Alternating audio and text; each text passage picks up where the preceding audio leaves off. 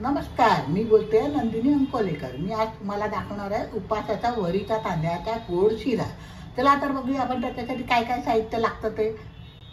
उपासाचा वरीचा तांदळाचा गोड शिरा करण्यासाठी लागणारं साहित्य या मापाने मी 1 वाटी वरीचे तांदूळ घेतले।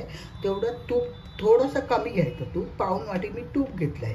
1 वाटी साखर घेतलेली आहे, 1 टेबलस्पून वेलचीची पावडर आणि आपल्याला आवडीप्रमाणे ड्रायफ्रूट घ्यायचे, काजू बदाम किसमिस जे असतील ते घालायचे आपण त्याच्यामध्ये। आणि वरीच्या तांदळाचा दुप्पट ते 3 म्हणजे 2 किंवा 3 कप साधारणपणे आपल्याला गरम पाणी लागेल। आता सुरुवातीला आपण पहिल्यांदा वरीचे तांदूळ थोडेसे मिक्सरमधून फिरवून घ्यायचे, बारीक करायचे नाही पण फिरवून घ्यायचे। चला तर आता आपण फिरवून घ्यायचे। आता ते थोडेसे आपण फिरवून घेऊया। असं रवा आपल्या रवाच्या साईडचे थोडेसे फिरवून घ्यायचे, एकदम बारीक पण नाही करायचे आणि पावडर एकदम पावडर पण नाही झाली पाहिजे। आता आपण गॅसकडे जाऊया आणि शिरा करायला घेऊया। आपण ठेवूया, आता आपण तूप टाकूया पहिल्यांदा।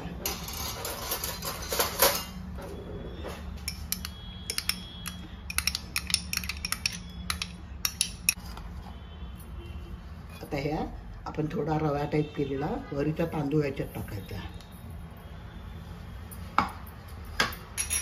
आणि मंद गॅसवर आपण त्याचा शिरा करतो त्याचा तांबूस होईपर्यंत हा भाजायचा।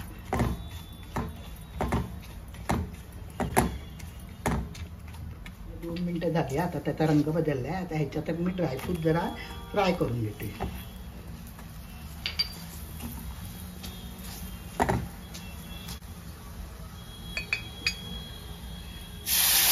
पाणी टाकते मी, पाणी टाकायचं। साधारण थोडंसं जास्ती टाकलं तरी हरकत नाही, थोडंसं अर्धा कप मी जास्ती टाकलं। चांगला शिजू द्यायचा आपल्याला। मी एक वाफ येऊ द्यायची।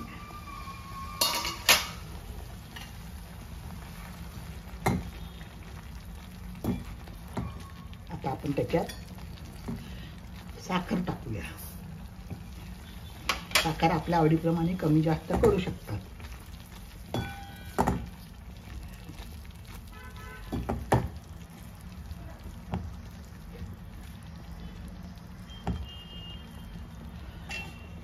परत झाकण ठेवूया आपण, 2 मिनिटं वाफवू झाली। आता त्याच्यात मी वेलचीची पावडर टाकते,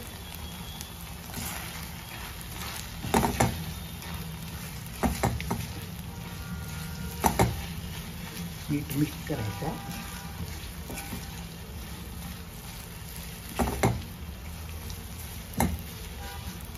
परत 1-2 मिनिटं वाफ येऊ द्यावी। तुम्हाला माझ्या रेसिपी कशा वाटतात ते मला कॉमेंट बॉक्समध्ये कळवा। माझ्या चॅनलवर नवीन असाल तर प्लीज सबस्क्राईब करा, शेअर्स करा, आपल्या मित्रमैत्रिणींना शेअर करा। हा एक नवीन प्रकार आहे, हा खाताना तुम्हाला असं कळणार पण नाही की वरीच्या तांदळाचा शिरा आहे म्हणून। एवढा सुंदर होतो, तर तुम्ही करून बघा आणि मला कॉमेंट बॉक्समध्ये आपल्या प्रतिक्रिया कळवा। परत 1-2 मिनिटं वाफ येऊ देते मी आणि गॅस बंद करून झाला आपला शिरा तयार, वरीच्या तांदळाचा उपासाचा।